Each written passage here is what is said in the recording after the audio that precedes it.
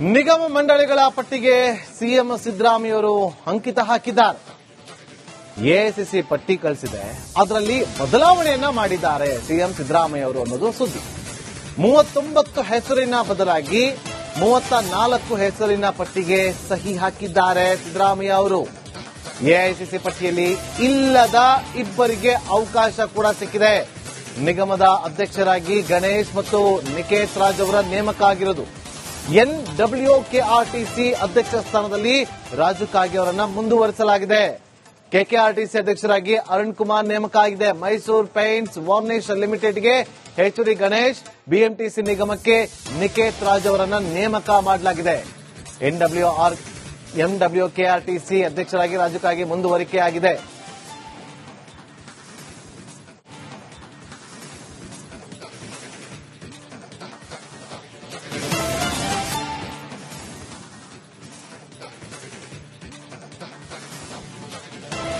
ಮತ್ತಷ್ಟು ಮಾಹಿತಿಯನ್ನು ಕೊಡೋದಕ್ಕೆ ನಮ್ಮ ಪ್ರತಿನಿಧಿ ಹನುಮಂತು ನೇರ ಸಂಪರ್ಕದಲ್ಲಿ ಜಾಯ್ನ್ ಆಗಿದ್ದಾರೆ. ಹನುಮಂತು, ಎಐಸಿಸಿ ಕಳಿಸಿದ್ದ ಒಂದು ಪಟ್ಟಿ, ಅದರಲ್ಲಿ ಬದಲಾವಣೆ ಆಗಿದೆ ಅಂತ ಹೇಳಲಾಗ್ತಾ ಇದೆ. ಸಿಎಂ ಸಿದ್ದರಾಮಯ್ಯ ಅವರು ಸಹಿ ಹಾಕಿದ್ದು 34 ಜನರ ಹೆಸರಿಗೆ, ಜೊತೆಗೆ ಎಐಸಿಸಿ ಪಟ್ಟಿಯಲ್ಲಿ ಇಲ್ಲದ ಇಬ್ಬರಿಗೆ ಸ್ಥಾನವನ್ನ ಕೂಡ ಕೊಡಲಾಗಿದೆ.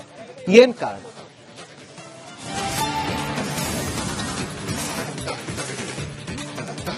ನಾಗೇಂದ್ರ ಬಾಬು, ಕಾಂಗ್ರೆಸ್ನಲ್ಲಿ ಸರ್ಕಾರ ರಚನೆ ಆಗಿ ಅದರಲ್ಲೂ ಕೂಡ ಸಚಿವ ಸಂಪುಟ ರಚನೆ ಆದ ನಂತರದಲ್ಲಿ ಬಹಳಷ್ಟು ಚರ್ಚೆಗೆ ಗ್ರಾಸವಾಗಿದ್ದು ಅಂತಂದು ಹೇಳಿದ್ರೆ ಅದು ನಿಗಮ ಮಂಡಳಿಗಳ ಅಧ್ಯಕ್ಷ ಸ್ಥಾನದ ಆಯ್ಕೆ ವಿಚಾರಕ್ಕೆ. ಈ ವಿಚಾರವಾಗಿ ಡಾಕ್ಟರ್ ಜಿ ಪರಮೇಶ್ವರ್ ಅವರ ನೇತೃತ್ವದಲ್ಲಿ ಒಂದು ಸಮಿತಿ ಆಯಿತು, ಸಭೆಗಳಾಯಿತು. ಆ ಒಂದು ವರದಿಯು ಕೂಡ ಸಿಎಂ ಡಿಸಿಎಂ ಅವರಿಗೆ ಕೊಟ್ಟರು. ಆದಾಗ್ಯೂ ಕೂಡ ಅನೇಕ ಸುತ್ತಿನ ಮಾತುಕತೆಯನ್ನ ಸುರ್ಜಿವಾಲ್ ಅವರ ನೇತೃತ್ವದಲ್ಲಿ ಸಭೆಗಳನ್ನ ಮಾಡಿದ್ರು.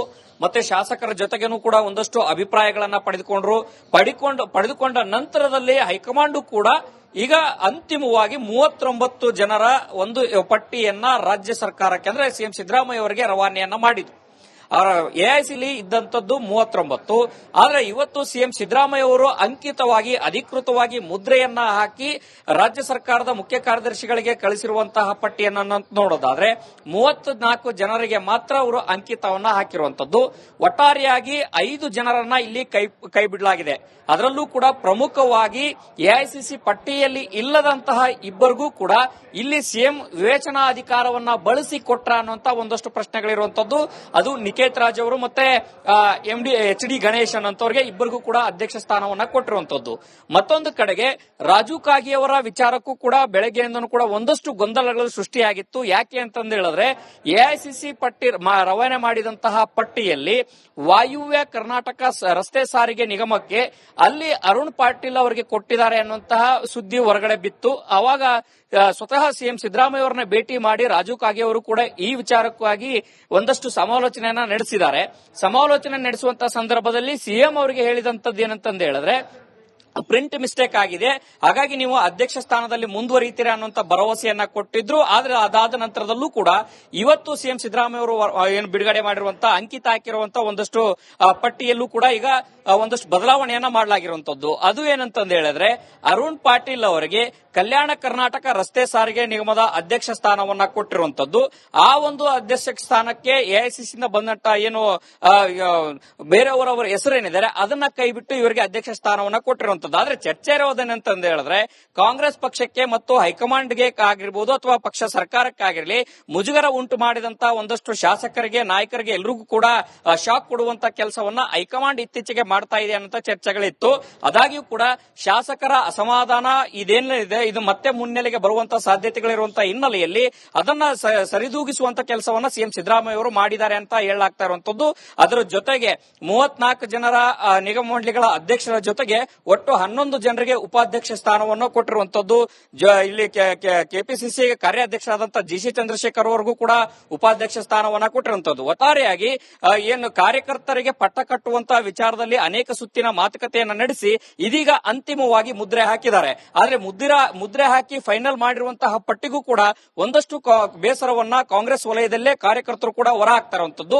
ಮುಂದಿನ ದಿನಗಳಲ್ಲಿ ಇದು ಯಾವ ಸ್ವರೂಪ ಪಡೆಯುತ್ತೆ ಅನ್ನುವಂಥದ್ದು ಕೂಡ ಒಂದಷ್ಟು ಕುತೂಹಲಕಾರಿ ಪ್ರಶ್ನೆಯಾಗಿ ಉಳಿದಿರುವಂತದ್ದು.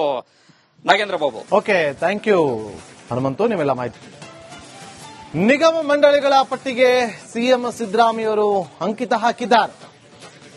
ಎಐಸಿಸಿ ಪಟ್ಟಿ ಕಳಿಸಿದೆ, ಅದರಲ್ಲಿ ಬದಲಾವಣೆಯನ್ನ ಮಾಡಿದ್ದಾರೆ ಸಿಎಂ ಸಿದ್ದರಾಮಯ್ಯ ಅವರು ಅನ್ನೋದು ಸುದ್ದಿ. 39 ಹೆಸರಿನ ಬದಲಾಗಿ 34 ಹೆಸರಿನ ಪಟ್ಟಿಗೆ ಸಹಿ ಹಾಕಿದ್ದಾರೆ ಸಿದ್ದರಾಮಯ್ಯ ಅವರು. ಎಐಸಿಸಿ ಪಟ್ಟಿಯಲ್ಲಿ ಇಲ್ಲದ ಇಬ್ಬರಿಗೆ ಅವಕಾಶ ಕೂಡ ಸಿಕ್ಕಿದೆ. ನಿಗಮದ ಅಧ್ಯಕ್ಷರಾಗಿ ಗಣೇಶ್ ಮತ್ತು ನಿಕೇತ್ ರಾಜ್ ಅವರ ನೇಮಕ ಆಗಿರೋದು. NWKRTC ಅಧ್ಯಕ್ಷ ಸ್ಥಾನದಲ್ಲಿ ರಾಜು ಕಾಗೆ ಅವರನ್ನ ಮುಂದುವರಿಸಲಾಗಿದೆ. KKRTC ಅಧ್ಯಕ್ಷರಾಗಿ ಅರುಣ್ ಕುಮಾರ್ ನೇಮಕ ಆಗಿದೆ. ಮೈಸೂರು ಪೇಂಟ್ಸ್ ವಾರ್ನಿಶ್ ಲಿಮಿಟೆಡ್ಗೆ HD ಗಣೇಶ್, BMTC ನಿಗಮಕ್ಕೆ ನಿಕೇತ್ ರಾಜ್ ಅವರನ್ನ ನೇಮಕ ಮಾಡಲಾಗಿದೆ. NWKRTC ಅಧ್ಯಕ್ಷರಾಗಿ ರಾಜು ಕಾಗೆ ಮುಂದುವರಿಕೆಯಾಗಿದೆ.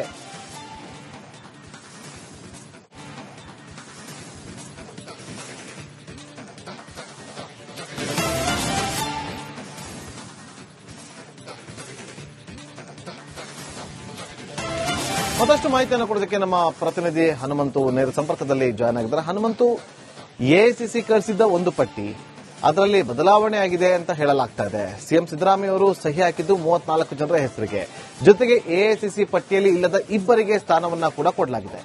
ಏನ್ ಕಾರಣ?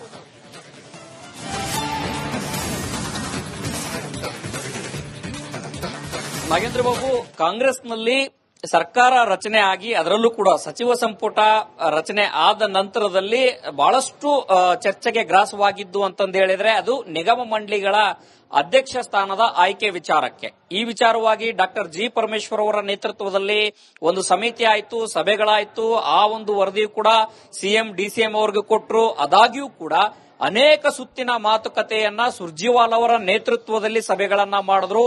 ಮತ್ತೆ ಶಾಸಕರ ಜೊತೆಗೇನೂ ಕೂಡ ಒಂದಷ್ಟು ಅಭಿಪ್ರಾಯಗಳನ್ನ ಪಡೆದುಕೊಂಡ ನಂತರದಲ್ಲಿ ಹೈಕಮಾಂಡ್ ಕೂಡ ಈಗ ಅಂತಿಮವಾಗಿ 39 ಜನರ ಒಂದು ಪಟ್ಟಿಯನ್ನ ರಾಜ್ಯ ಸರ್ಕಾರಕ್ಕೆ ಅಂದ್ರೆ ಸಿಎಂ ಸಿದ್ದರಾಮಯ್ಯ ಅವರಿಗೆ ರವಾನೆಯನ್ನ ಮಾಡಿದ್ರು.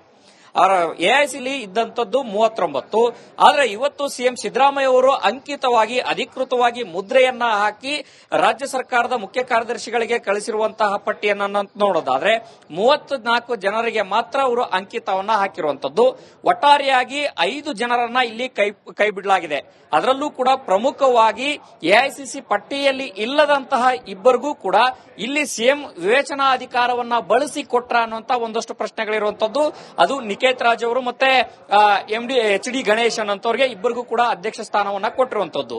ಮತ್ತೊಂದು ಕಡೆಗೆ ರಾಜು ಕಾಗೆ ಅವರ ವಿಚಾರಕ್ಕೂ ಕೂಡ ಬೆಳಗ್ಗೆಯಿಂದನೂ ಕೂಡ ಒಂದಷ್ಟು ಗೊಂದಲಗಳು ಸೃಷ್ಟಿಯಾಗಿತ್ತು. ಯಾಕೆ ಅಂತಂದು ಹೇಳಿದ್ರೆ ಎಐಸಿಸಿ ಪಟ್ಟಿ ರವಾನೆ ಮಾಡಿದಂತಹ ಪಟ್ಟಿಯಲ್ಲಿ ವಾಯುವ್ಯ ಕರ್ನಾಟಕ ರಸ್ತೆ ಸಾರಿಗೆ ನಿಗಮಕ್ಕೆ ಅಲ್ಲಿ ಅರುಣ್ ಪಾಟೀಲ್ ಅವರಿಗೆ ಕೊಟ್ಟಿದ್ದಾರೆ ಅನ್ನುವಂತಹ ಸುದ್ದಿ ಹೊರಗಡೆ ಬಿತ್ತು. ಅವಾಗ ಸ್ವತಃ ಸಿಎಂ ಸಿದ್ದರಾಮಯ್ಯ ಅವರನ್ನ ಭೇಟಿ ಮಾಡಿ ರಾಜು ಕಾಗೆ ಅವರು ಕೂಡ ಈ ವಿಚಾರಕ್ಕಾಗಿ ಒಂದಷ್ಟು ಸಮಾಲೋಚನೆಯನ್ನ ನಡೆಸಿದ್ದಾರೆ.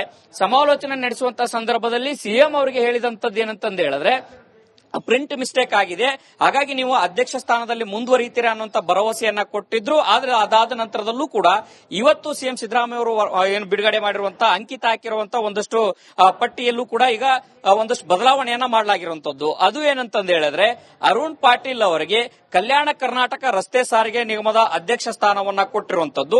ಆ ಒಂದು ಅಧ್ಯಕ್ಷ ಸ್ಥಾನಕ್ಕೆ ಎಐಸಿಸಿಯಿಂದ ಬಂದಂತ ಏನು ಬೇರೆಯವರವರ ಹೆಸರೇನಿದ್ದಾರೆ ಅದನ್ನ ಕೈಬಿಟ್ಟು ಇವರಿಗೆ ಅಧ್ಯಕ್ಷ ಸ್ಥಾನವನ್ನ ಕೊಟ್ಟಿರುವಂತದ್ದು. ಆದ್ರೆ ಚರ್ಚೆ ಇರೋದೇನಂತಂದು ಹೇಳಿದ್ರೆ ಕಾಂಗ್ರೆಸ್ ಪಕ್ಷಕ್ಕೆ ಮತ್ತು ಹೈಕಮಾಂಡ್ಗೆ ಆಗಿರ್ಬೋದು ಅಥವಾ ಪಕ್ಷ ಸರ್ಕಾರಕ್ಕಾಗಿರ್ಲಿ ಮುಜುಗರ ಉಂಟು ಮಾಡಿದಂತ ಒಂದಷ್ಟು ಶಾಸಕರಿಗೆ, ನಾಯಕರಿಗೆ ಎಲ್ರಿಗೂ ಕೂಡ ಶಾಕ್ ಕೊಡುವಂತ ಕೆಲಸವನ್ನ ಹೈಕಮಾಂಡ್ ಇತ್ತೀಚೆಗೆ ಮಾಡ್ತಾ ಇದೆ ಅನ್ನೋ ಚರ್ಚೆಗಳಿತ್ತು. ಆದಾಗ್ಯೂ ಕೂಡ ಶಾಸಕರ ಅಸಮಾಧಾನ ಇದೇನಿದೆ ಇದು ಮತ್ತೆ ಮುನ್ನೆಲೆಗೆ ಬರುವಂತಹ ಸಾಧ್ಯತೆಗಳಿರುವಂತಹ ಹಿನ್ನೆಲೆಯಲ್ಲಿ ಅದನ್ನ ಸರಿದೂಗಿಸುವಂತ ಕೆಲಸವನ್ನ ಸಿಎಂ ಸಿದ್ದರಾಮಯ್ಯ ಅವರು ಮಾಡಿದ್ದಾರೆ ಅಂತ ಹೇಳಲಾಗ್ತಾ ಇರುವಂತದ್ದು. ಅದರ ಜೊತೆಗೆ 34 ಜನರ ನಿಗಮ ಮಂಡಳಿಗಳ ಅಧ್ಯಕ್ಷರ ಜೊತೆಗೆ ಒಟ್ಟು 11 ಜನರಿಗೆ ಉಪಾಧ್ಯಕ್ಷ ಸ್ಥಾನವನ್ನು ಕೊಟ್ಟಿರುವಂತದ್ದು.